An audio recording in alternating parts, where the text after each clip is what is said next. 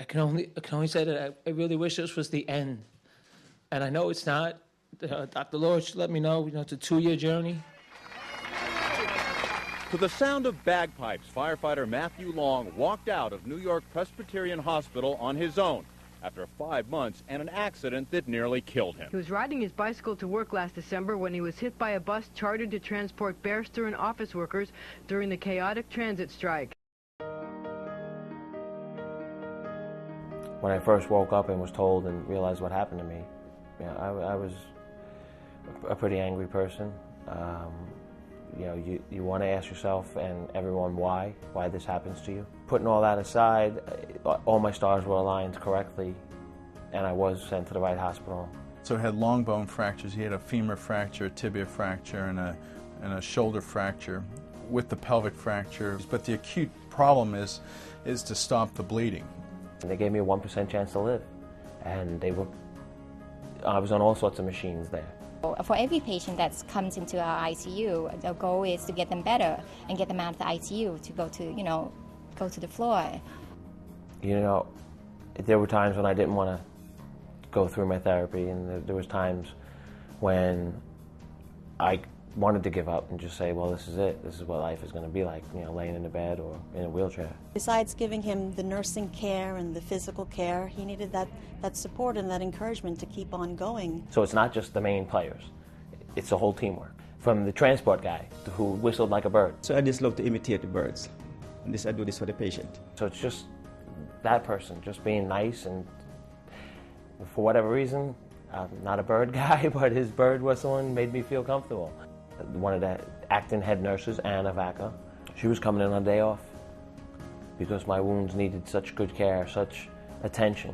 Everybody here on rehab, all the services, encouraging him, being positive. It's those little every day-to-day interactions that you take for granted that mean a lot to these patients. Here are medical professionals that are perfectly strangers to me. How could you not want to get better, to make what they do worth it? Eventually I stopped thinking about how bad it can be and started thinking about how good I can make it. And I haven't stopped yet, almost 3 years. I train 3 or 4 hours a day. And physically, I'm going to make the best I can out of this life. It's just nice to see someone I took care of get better and come back and able to talk to me. So it's a wonderful feeling. I go back and I see them, and just to see the look in their eyes if they were there when I was there, if they heard my story and say, oh my God, look who just walked in. It makes me feel very special to know that he comes back to see me. It validates all of the hard work and all of the effort. Well, it's extremely rewarding to do what I do and to help people attain their everyday skills again. He was very strong and he was able to persevere through everything. And now, years after, you look at him and he's just amazing. He's made an amazing recovery, and it has a lot to do with his mental and physical strength. At the training academy where I'm training firefighters, I tell them, I can stand here and yell motivational stuff to you and encourage you to jump up and down and do your push-ups and do your stuff to get in better shape to be a firefighter. But motivation is inside of us, and you have to have the will to succeed. You have to have the will, and I had a word called want. All the things I wanted from the moment that I woke up in that hospital bed, I thought were gone. I turned that want into will, and I ran a marathon again. He finished and he looked amazing, and when he ran by me on 71st Street, I couldn't stop crying. I was so proud of him. So it was nice, just to see him walking and even like running the marathon. It's a nice feeling that we took part in helping him get there. I've missed many significant events in my children's lives with school, etc., because of what I do in emergencies that took precedence.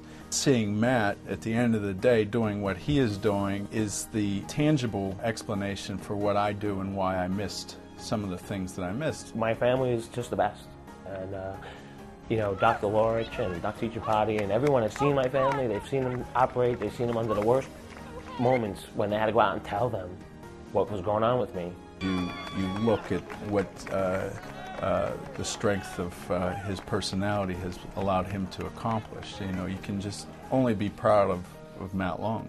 New York-Presbyterian is by far the best hospital in New York City. If I went anywhere else, I wouldn't be here.